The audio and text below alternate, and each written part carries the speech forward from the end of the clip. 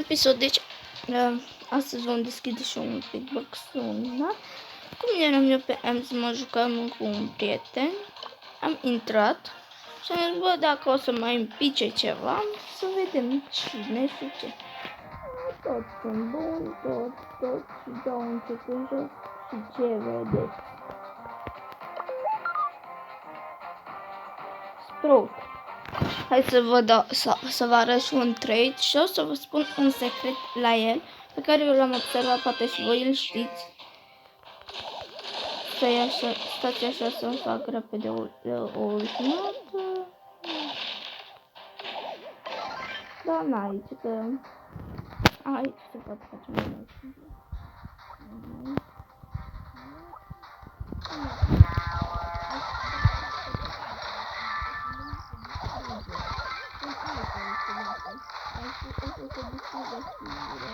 Un moment, dar vedeți cum începe să se plătească în față.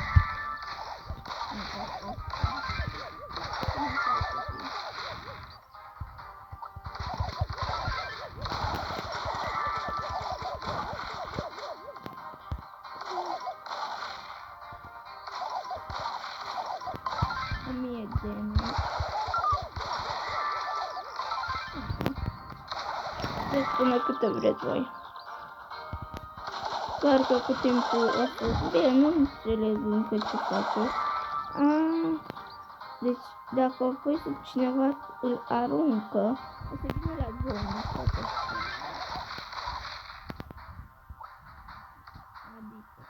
aici, acum și mă aruncă în zonă.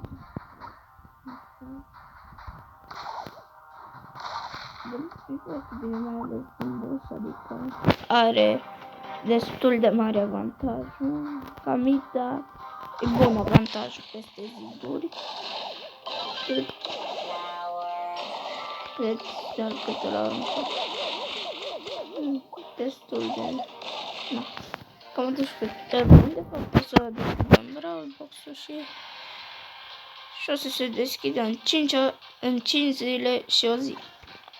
Și o oră. Să vedem ce picăm.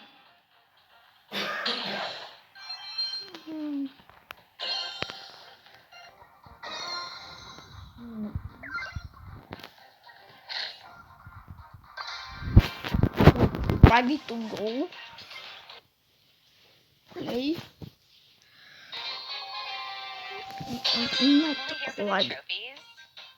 Că pe ăsta îl fac repede. De acolo se prinde. De fapt e făcut numai.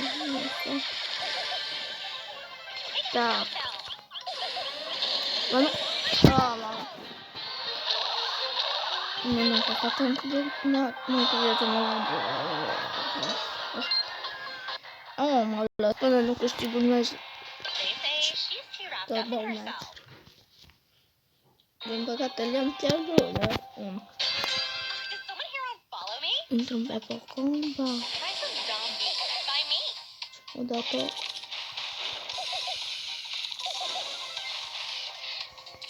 Nu mă bag eu multe scandal să nu stau rap.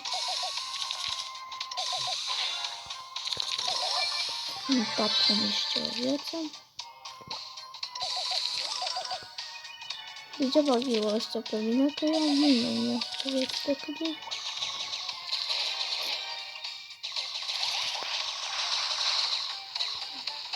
Bătălie de la Superchan.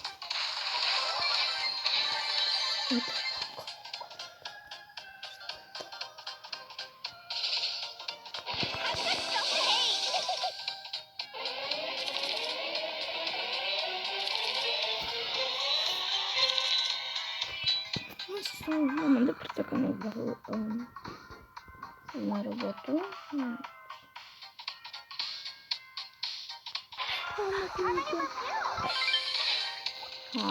Hai belia. Uite cum se uită la mine. Hai efectul la tine. Da. Și trebuie să legi robotul la mine, ha? Eu dat un pumn de la stop. Robotul ăla nu se va schimbat. Deci, Uite atât. Am câștigat. De noi avem ultimata. Mai puțin în viață, dar avem ultimata. Uite, vă și-am terminat un match. Da.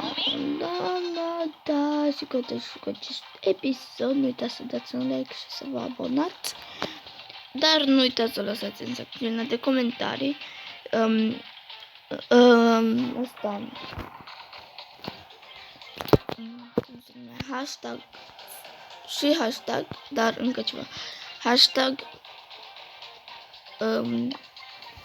stați, brawler nou în câte zile și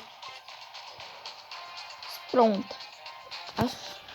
Hashtag Sprout se va lansa în câteva zile. Da. Vedeți pe 5 zile, adică duminică, joi se va lansa. Bun. Și nu uitați să vă abonați, să dați un like cei care sunteți noi și nu uitați să intrați și pe clubul Mea Gamers. Dacă vreți să vă jucați cu mine, exclusiv IP-ul. Deci, pa, pa!